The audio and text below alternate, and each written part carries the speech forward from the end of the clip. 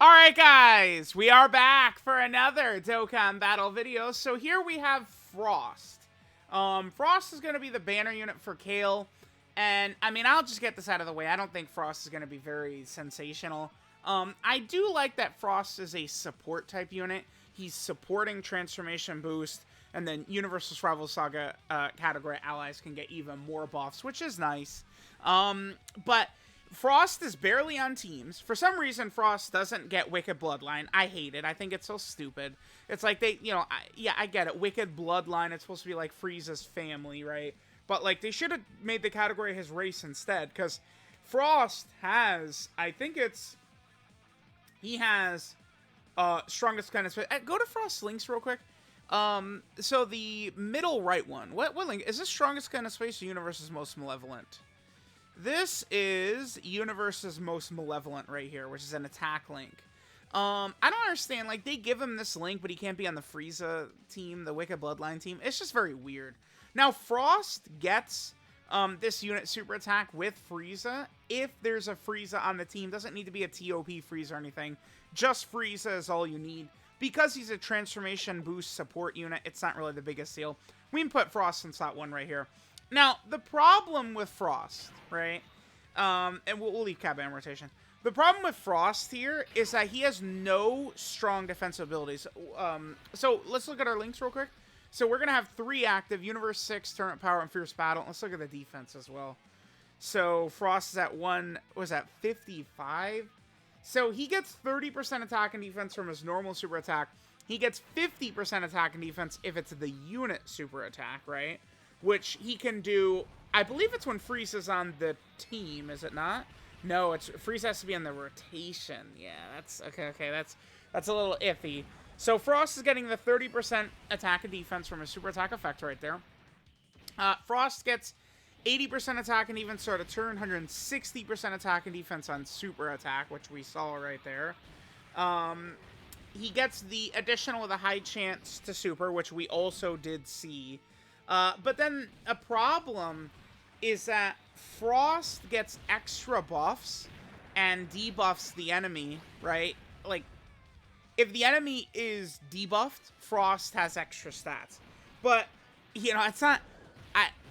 I really wish they wouldn't design, like, a main summonable unit that just came out, like, around debuffing. Sorry, but Frost... as a debuffer, no, like, let's get rid of all that garbage, and what if we instead made it so that Frost was actually, like, guarding or dodging or something like that. The issue we are going to run into with Frost is that Frost doesn't have any defensive viability whatsoever. You can't really take Frost into the toughest fights in the game, because if he gets supered, he's dead. Right? Like, this is a character where you're running, and it's like, let's just pray that he does not get touched. That's all it is. Push Golden Freeze off rotation. We put Ink Kale slot 1, SCR Cooler slot 2. Yeah, we'll do this. Perfect. So, I don't know. Like, it's funny.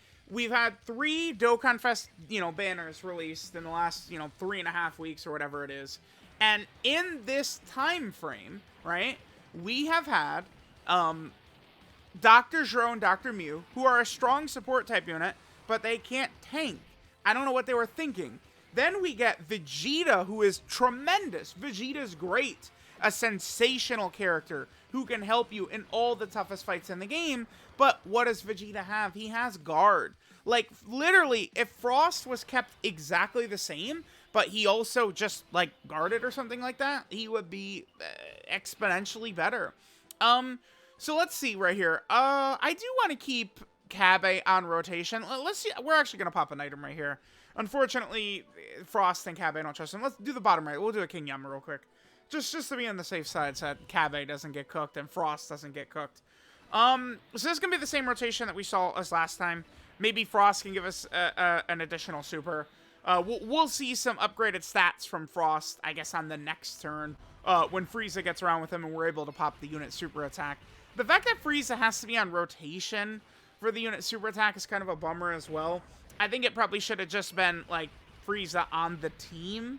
I think would have more than sufficed. There he did triple super, which is great, but, like, if you're running a support like Frost, we're not running him to be able to do damage. Like, it's like, if Frost attack stat was 0, but he, you know, was instead guarding, I think he'd be a stronger unit. He'd be a better character. Supports are ridiculously important, I think, going into these major red zone fights and Cell Max and stuff. This is why I've always been very positive about, like, physical Super Saiyan Bardock. I feel like he's a support character that is you know, reasonable to run in very difficult content. It really helps a lot. So it's so sad when, you know, there's 2 things they should do with these banner units. Make them great supports or great defensively or something like that. And it's like Jiro and Mew and Frost are definitely great supports, but fortunately that's about all they are. We leave the rotation exactly as is right here.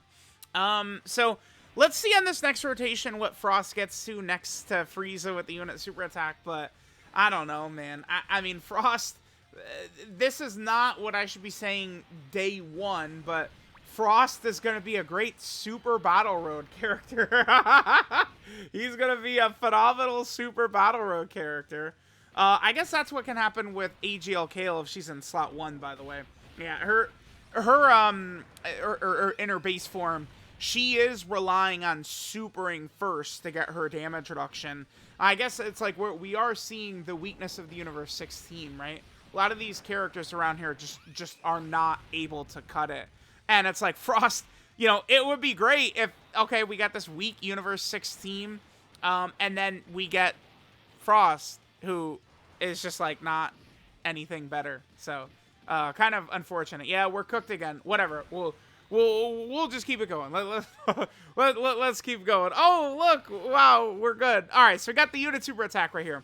So let's leave Frost right there in the middle, and let me see his link set right here. So, with Frost, we're able to get Universe's Most Malevolent, Universe 6, Turn Up Power, and Fierce Battle. What is our stats?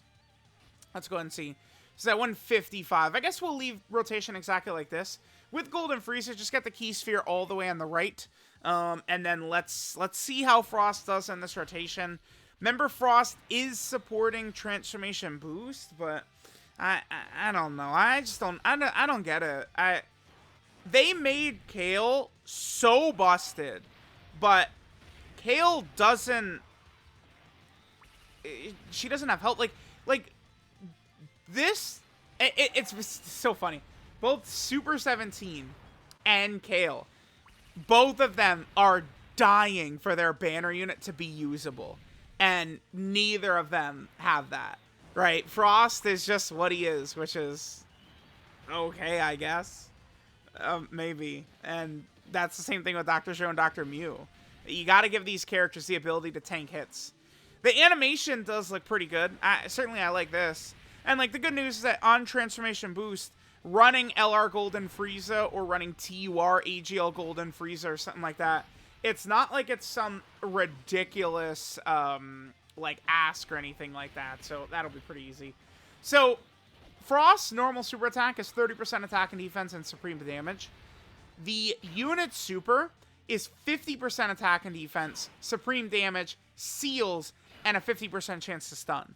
So it's like Frost, if he has a Frieza round, he becomes a god in Battlefield, Super Battle Road, I guess like burst mode type things. So there we go. I feel like we could kind of just end there. There's Frost. Frost is like, you know, kind of like an okay mid unit. At least he does support Transformation Boost, which is helpful, but I would say don't expect super high things out of Frost. Frost, unfortunately, is not going to be able to carry in true difficult content. Not really going to be able to help out too much. Frost, I would say, for the most part, is more of a disappointment than anything. Let's get this. Let's put Frost in slot 1 here, and put Cooler in slot 2. Let's see what we got right here.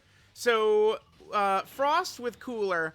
So we have Brutal Beatdown, Metamorphosis, Universal Malevolent, and Fierce Battle. This could be pretty decent. Let's also pop a defensive item, because Frost can't handle this. So let's just... any defensive item is whatever, and then we can sort of see this rotation right here. So let's go ahead and take a look. So what is his defense here? This is, remember, we are getting support from Cooler. 157. All right, let's go ahead and pop it. Let's see what we got from our boy Frosto. We are going to get the unit super attack. We are getting support from Cooler. We have, you know, several of his links activated, all the good stuff right here. So let's go ahead and see what Frost will give us. He's taking damage even with the item. That's always good to see. I mean, I know he probably doesn't want to be on a slot 1, but whatever, man. Okay, yeah. Great character. What happens if TEQ Super Saiyan Vegeta's in that spot? Quick chat, tell me. Well, his attack set was, what, 6 million right there? Alright. He does have the built-in additional, which is cool, I guess. I have bad luck, though. When it comes to offensive character, like that type of abilities, I typically do have bad luck right there. So, alright, there we go. There is Frost. I do not know what to say about him, except for he sucks.